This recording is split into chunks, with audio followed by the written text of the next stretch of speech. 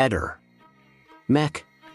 Pallister. Il caso della scomparsa di Daniela Ruggi persiste come un enigma irrisolto, destando notevoli preoccupazioni e alimentando dibattiti. La giovane è scomparsa a metà settembre da Modena, e l'ultimo avvistamento dichiarato la colloca presso l'associazione Porta Aperta a Modena, a fine ottobre. Tuttavia, una nuova testimonianza induce a riconsiderare quanto emerso finora. Un frequentatore abituale dell'associazione sostiene di avere incontrato Daniela solo durante la prima settimana di settembre, negando con forza di averla vista il 25 ottobre. Questo testimone, che di solito faceva colazione in compagnia di Daniela, dichiara di non aver condiviso mai pranzi o cene con lei e non ricorda alcun contatto con Sossio. Una persona che spesso si trovava con Daniela, Deborah De Cicco, avvocato di Alberto Ruggi, fratello di Daniela, ha comunicato che gli operatori di Porta Aperta hanno riferito di aver visto Daniela il 24 ottobre a pranzo, evidenziando una netta discrepanza con la testimonianza dell'uomo, sulla quale le autorità dovrebbero indagare ulteriormente per chiarire i dettagli. Durante una trasmissione di Storie Italiane, Enrica Bonacorti ha speculato sull'eventualità che Daniela si sia allontanata volontariamente, con l'intenzione di non farsi ritrovare. Alessandro Politi, impegnato nel seguire il caso per il programma, ha messo in luce che il testimone potrebbe essersi confuso o non ricordare correttamente gli eventi, essendo senza fissa dimora. Politi commenta anche che non ci sarebbe alcun vantaggio per gli operatori di Porta Aperta nel mentire sulla presenza di Daniela, dato che l'associazione raramente ospita donne. Le ricerche condotte nei pressi di un torrente non hanno fornito alcun indizio utile sulla sorte della giovane. In questo contesto complesso, la figura di Domenico Lanza, soprannominato lo sceriffo, continua ad essere centrale, con la sua permanenza in carcere aggravata dai ritardi di una nuova perizia. Il suo avvocato esprime preoccupazione per la situazione ed è impegnato nel cercare una nuova sistemazione per Lanza, tenendo conto che suo figlio vive con la madre, separata da Lanza da molti anni. L'avvocato sottolinea l'urgenza di una soluzione differente, visti i continui ritardi per la conclusione della perizia. Nelle scorse ore, a Trieste, la circolazione tra via Coroneo e via Fabio Severo è stata interrotta a causa di un allarme bomba che ha portato all'evacuazione del tribunale locale. Verso le 9 del mattino, sono giunte diverse segnalazioni che hanno allertato le autorità competenti. Sul posto, sono prontamente intervenuti la Polizia di Stato, i Carabinieri e i Vigili del Fuoco. Gli artificieri hanno avviato un'attenta ispezione sia all'interno del tribunale sia nelle aree circostanti, alla ricerca di eventuali ordigni. L'interruzione del traffico ha causato notevoli disagi, con un blocco totale della viabilità nelle zone adiacenti. Anche la scuola Dante è stata evacuata come misura precauzionale, in seguito a una segnalazione effettuata da un genitore, mentre gli alunni e i docenti della scuola media sono stati autorizzati a rientrare nelle loro aule. Gli studenti del liceo rimangono ancora in attesa di ulteriori istruzioni.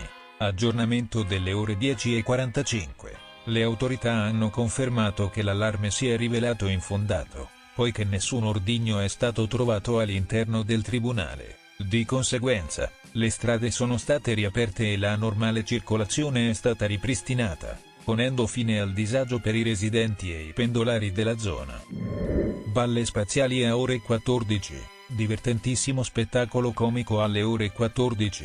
Si inizia con una barzelletta secondo cui un 61enne si sarebbe suicidato dandosi numerose coltellate in faccia. L'immarcescibile dottoressa Bruzzone, dall'alto del suo immotivatamente smisurato ego, sentenzia per una ridicola ipotesi suicidiaria. Interviene Iar Mutanna, pardon, dottor Mutanda, che col fiuto del bassotto nano ritiene che il parcheggio in cui è stato ritrovato il cadavere sia un luogo di spaccio. Peccato che risulta invece essere una zona residenziale tranquillissima. La logica e un minimo di buonsenso consiglierebbero di controllare le telecamere per accertare il momento del parcheggio dell'auto, per verificare se l'omicidio non sia avvenuto altrove, visto che l'abitazione dista solo 200 metri. In questi casi, da protocollo, si indaga il coniuge e i congiunti più prossimi, Risulta una figlia asiatica e probabilmente anche una moglie straniera. In passato è già avvenuto che la moglie, insieme a un amante, abbia concertato l'omicidio simulando una rapina. Nella fattispecie sembrerebbe esserci stata una messa in scena con sottrazione di portafoglio e telefonino. Prosegue lo show con la butade secondo cui un giovane ucraino avrebbe ammazzato a colpi di pistola un connazionale e ferito un altro solo perché gli aveva offerto un posto di lavoro. Risate fragorose. Cadono i palchi del teatro Rai, nessuno si interroga sul fatto che l'omicida ha precedenti per droga e possiede un arsenale. Il morto è un camionista che copre tratte con paesi famosi per export di stupefacenti. Tutti a commentare la futilità del movente di un giovane svogliato e birichino. Il mesciato conduttore si meraviglia apprendendo che quando si fa sparire un'arma è certo che questa sia stata usata per altri delitti. Nel gergo si dice che la pistola è ai morti, noi invece siamo morti dal ridere.